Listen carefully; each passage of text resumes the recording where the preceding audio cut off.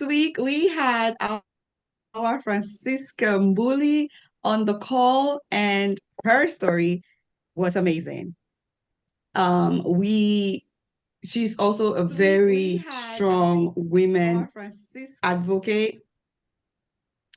She's also a very strong woman advocate, and she had this incredible survival story from where she was trafficked.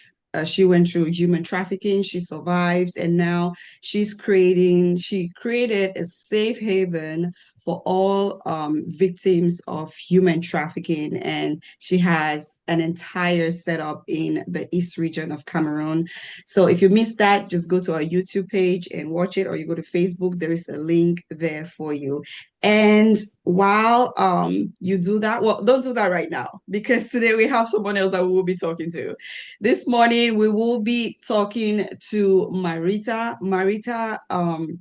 Her bio is so long, so I will not give it away. I'll give her the time to introduce herself, but just to give you a little tip of what you'll be getting this morning.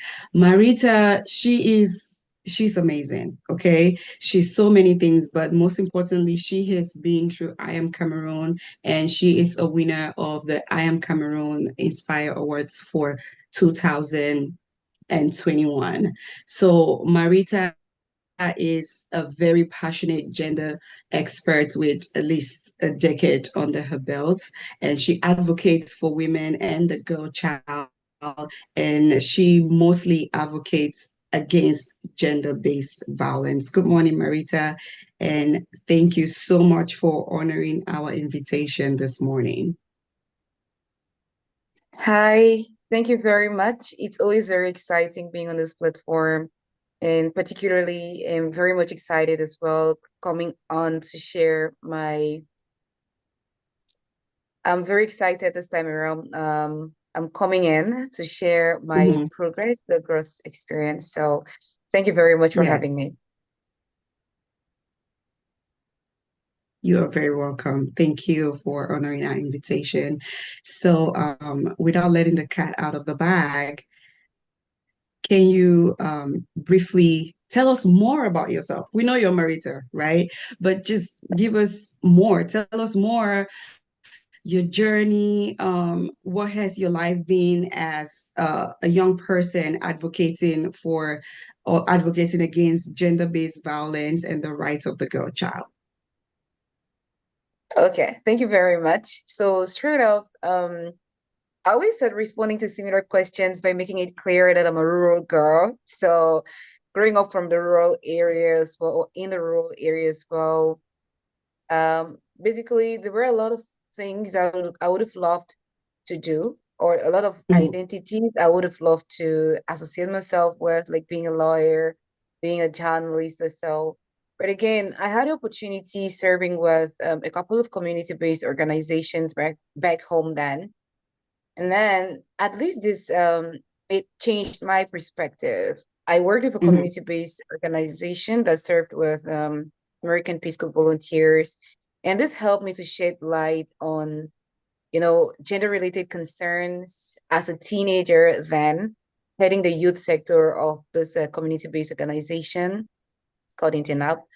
And this gave me that desire, that burning desire to say there is a problem that needs to be solved. And what will likely be my contribution toward solving this already identified problem? So this was a little bit of it. And I remember while getting done with my advanced levels and my father advising, I think that as a mhm, lady, you should get a permanent a job that gives you a permanent salary, or rather, and what would you like to what and I'm like, what does that mean? What is it you're talking about? And it's like, I think you mhm, should write the ENS entrance examinations, because by the time you're done, you have a stable salary at the end of the month. And I'm like, mhm, I don't think this is what I want to do. I think there is something much more burning. I remember at the time he was like, yeah, you should know, if you choose to do that at the end of working with the private sector, your contract can be terminated at any time. It will take up a lot of your mhm, time. But I felt this was much more of passion than just having some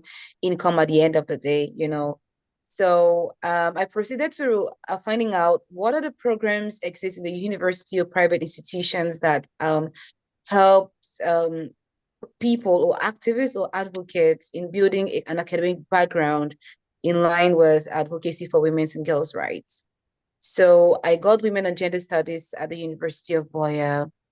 And I studied this for 2 years, then moved on with a master's degree. But also to say that during this process in the uni, I also worked with a couple of organizations through which I built my work experience also. And, I was a student. I came across I Am Cameroon as a student and as a Mhm. professional, a working Yeah. student, a professional, and as an activist handling, producing content for a Facebook page, which I used for advocacy at the time. So that has been it, working Mhm. from transiting from the development core to the humanitarian sector, where I worked from there. I think I remember working with Mhm. LookMed for 3 years in different portfolios, moving to Plan International Yeah. Cameroon, still working as a gender-based violence officer, then moving to the WHO in Kenya as a training officer, still Mhm. handling portfolios as team lead for capacity building in the area of gender-based violence prevention, supporting 10 East African countries and a couple of countries in West and Central Africa. Then today serving as a technical officer for gender equity and human rights based in the WHO African Regional Office in Brazzaville. So Mhm. I think that's a brief of who exactly I am, if I were to put it in a few lines. And I am taking notes. I'm taking notes because you have an amazing portfolio. I had some time to look at your page on Facebook. And for those of you that do not know, the page name is Promoting the African Woman. There you will see all the body, use her whole body of works. You see the activities that she's been able to carry out so far over the years, the awards that she's had over the years. And honestly, the story about your father wanting you to go to a particular direction, that is the hope of every parent, right? That the young ones are set up for life and they don't have to worry about anything. So how was it for you to break into a different sector? Was there, and I'm asking this because there are young people watching us right now who think that there Right, is only one path that they are supposed to take. So, right. was it a difficult decision to make? And when you finally made that decision, when things got difficult, what was it that kept you going? Okay. So, it was a very difficult decision to make. You and I am an African, and I'm an African woman, and at the Mhm. time, an African girl who also believes that when your parents give you guidance or say counsel, you must follow that. And we all know the Mhm. saying that what an old man sees while sitting, a child, even on the top of an iroko tree, will never see that. So at some Yeah. point, it's true. I would say, for example, first off, something that made it easier for me was the fact that my father agreed to me following the path that I wanted. At the time, I started working Mhm. at 17 and as a volunteer. And I remember my mom was in school at the time in the Northwest region. My dad worked in the he worked in the Wabane subdivision. And I was in Fontem Lebiade division at the time. And you would imagine how difficult communication was. So my dad would come home sometimes two times, one time in a month, in 2 months, or one time in 3 months. My older sister was in the University of Chang at the time. So I was the older person at home. I was the mother, the father, and again, volunteering with a community-based organization at the time, preparing for my promotion Mhm. exams to opposite household chores at the time. It was a lot I was juggling as a teenager at the time.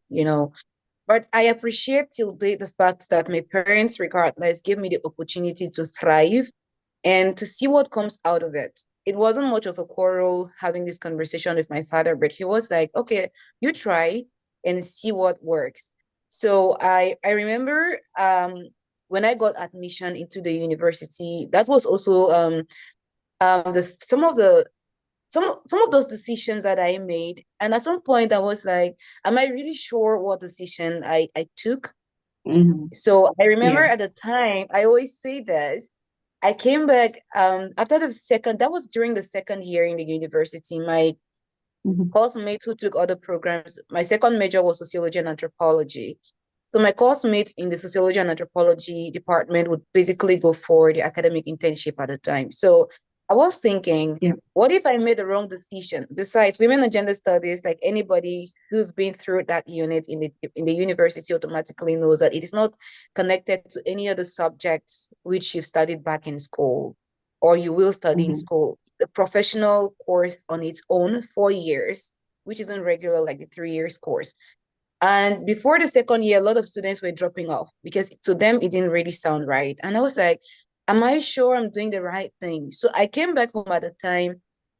I mean, my dad, during the holidays, you have the farm work to do, you have a couple of things to do, you have to get busy.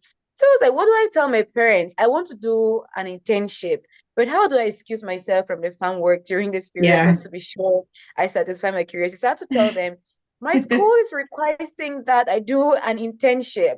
So and I have to do this internship for a period of one Yeah. month.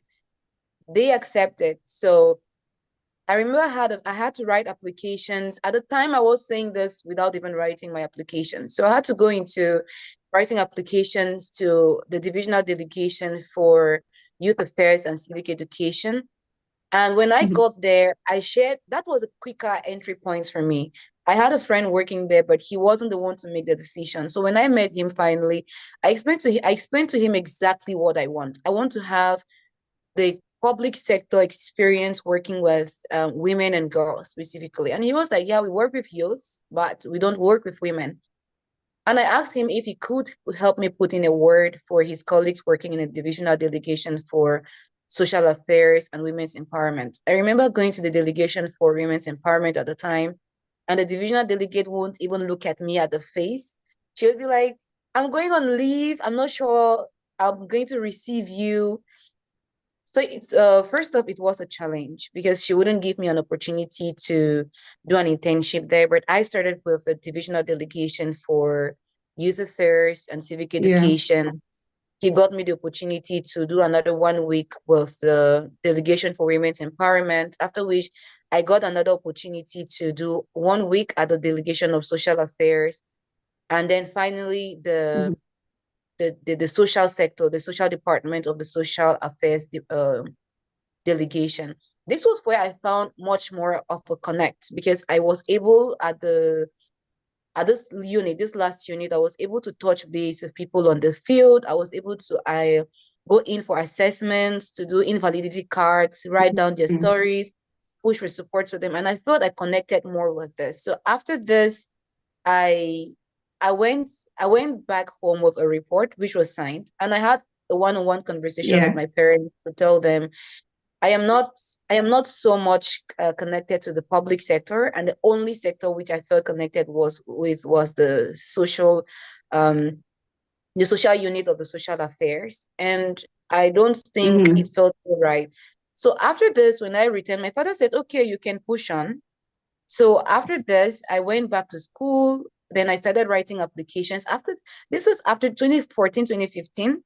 Then in 2016, which was the last but 1 year to my graduation from the undergrad program, the crisis had Yeah. started in the Northwest and Southwest region. So we were literally out of school or in and out of school at some point. So I remember writing a Mm-hmm. ton of applications into community-based organizations at the time, telling them I have 3 years of working experience with a community-based organization. I'm ready to volunteer my services on zero pay, but again, as a student in the uni.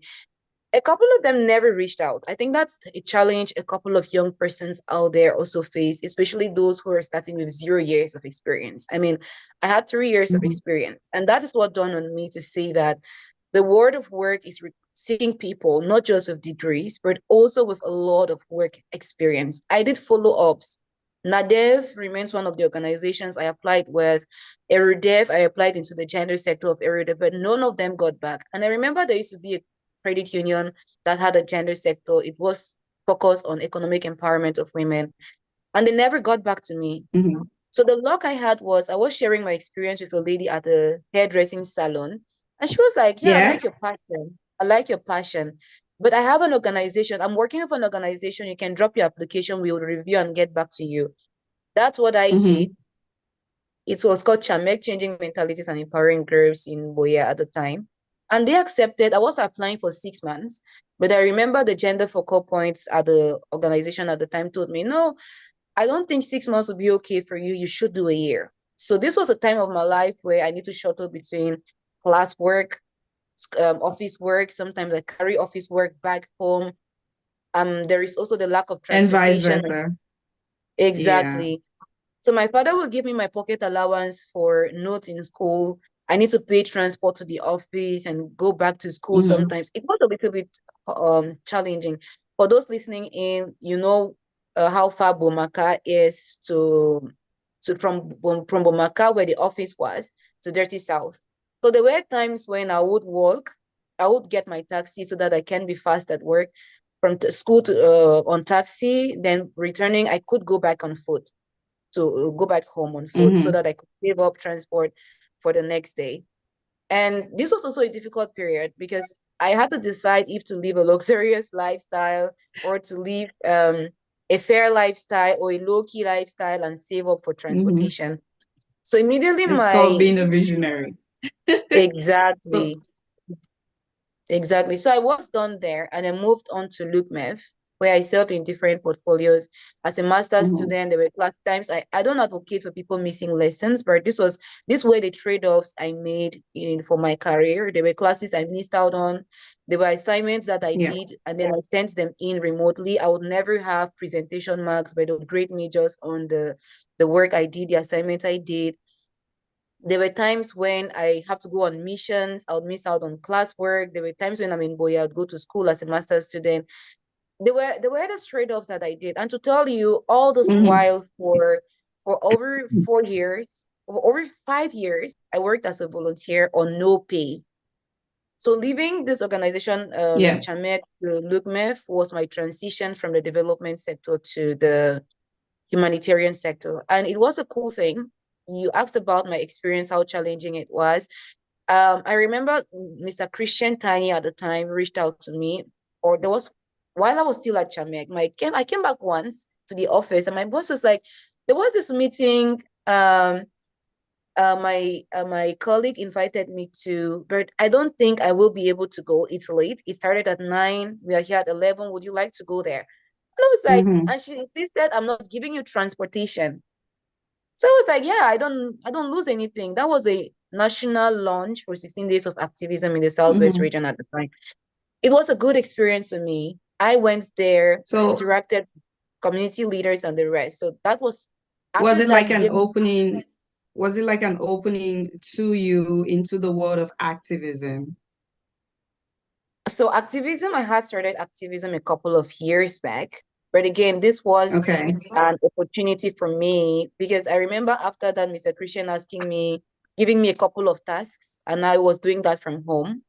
And later on, he said, Mm-hmm. join my organization as a professional intern, which I did, then moved to a volunteer, then a staff in the Mm-hmm. organization, served for over a year plus without salary. Yes. After implementing a couple of projects for about 2 years, for a year or plus, with the project being scaled up, now I was placed on a stipend of Mm-hmm. 50,000.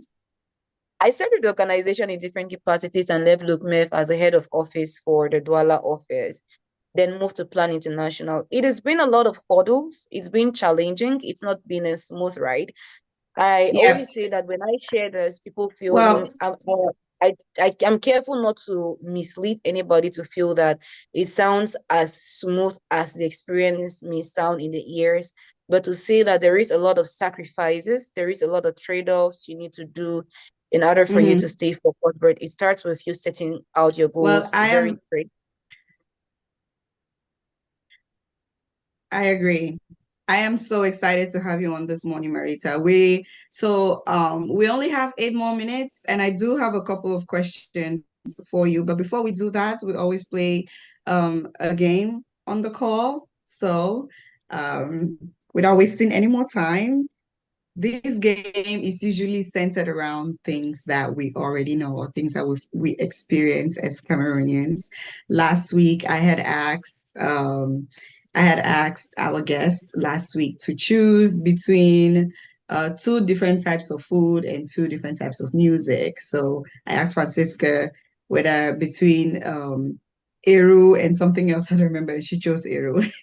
So this morning, I'm going to ask you, still in the line of the Cameroon cuisine, because I always say on this show, we have the best food. I will beat my chest anywhere. Cameroon, the culinary experience in Cameroon is unique in its own. So, roasted corn or roasted plantains? Roasted plantains. I know I like to. I'll choose roasted plantains anytime as well. I love roasted plantains and what we call our local plums back home. So, um, on to I Am Cameroon. So in 2021, you did receive an I Am Cameroon Aspire Awards, but I'd like you to take us back to how the journey with I Am Cameroon started in general. So I Am Cameroon, our path has been intertwined a couple of years ago. So I don't want to tell your story. So just give us some insight how I Am Cameroon was able to be a part of your journey, because we are trying to get the next generation of Cameroonians to accept responsibility for the country. And we are not going to be able to do that if they do not see that some changes have already been made. Okay. So, and I have those who know me know about this line I drop often. I often say your network is your net worth. Mhm. So I remember meeting Mr. Agua Matelo at the time. I think from an activity at the American Corner in the University of Boya, and we collaborated. We used to do a couple of exchanges, and I remember this day I was in Kumba for full field work, and he was like, "There is this organization, there is this movement. I think you should join." And I did in one of the shows. I'm not sure precisely what number, but I joined in one of the shows. And then later on, he reached out if I could share my experience or my career growth on one of the shows as well as guest, and I accepted. I Mhm. did that, and I think that was the open moment. That was when I got to interact with the I Am Cameroon members or board members. So precisely Mr. Ari, then Yeah. later on others.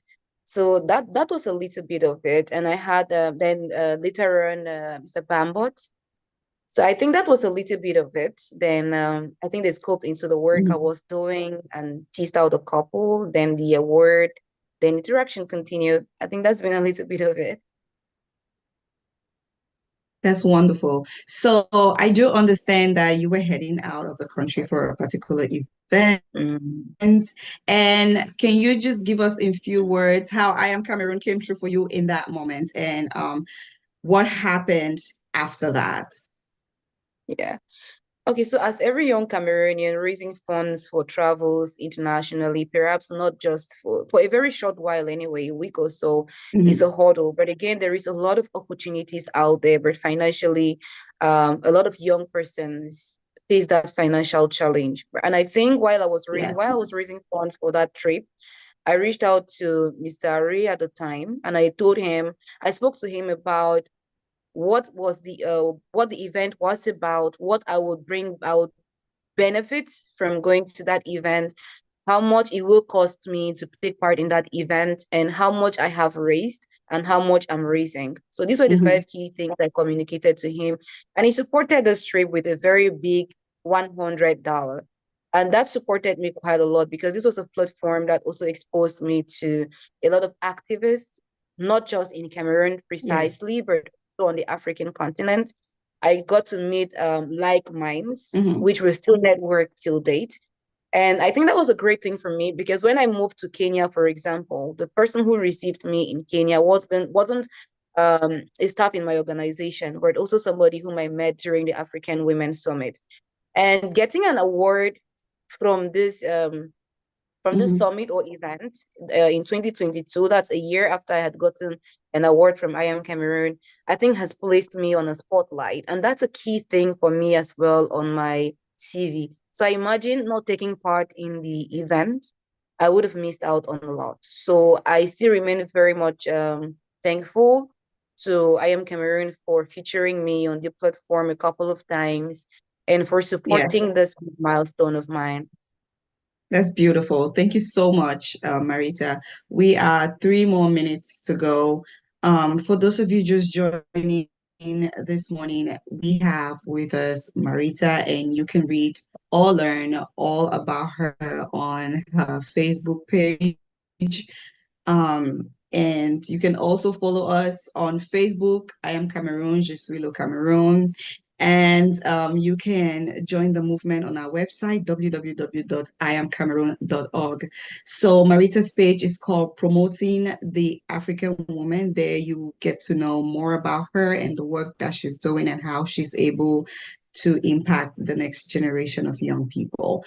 Marita, I want to thank you so very much for coming on the show. We have limited time, but I can tell that you are just a mine of information. You are a mine of experience, which I hope someday you get to come back on this platform so we can get to chat a little more. Definitely. It will be an honor any other time.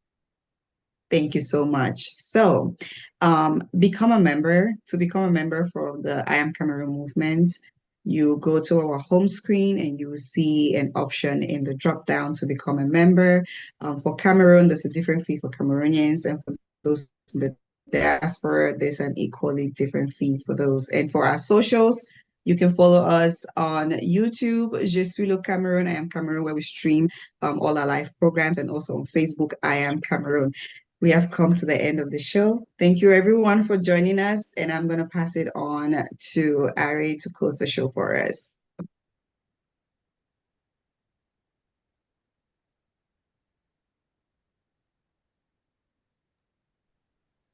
Good morning, good afternoon, everybody. Thank you, Sally, for being our host today. Thank you, Marita, for being our guest today. And for all of you joining, thank you for being here and for being part of this precious moment where we spotlight impact. For the many challenges that we have as a country, we all hope that one day, somehow, we are going to find the answers to the complex challenges of our country. But the answers are found in each one of us, in the impact that the unique qualities that each one of us brings is really what is going to make the difference. And if every one of us was working diligently towards a future that is brighter and setting examples for the next generation, we will get Cameroon to where Cameroon should be. It is totally up to us. And that's what we try to do here at I Am Cameroon, is remind each one of us of our responsibility that we must accept and assume for the future of Cameroon.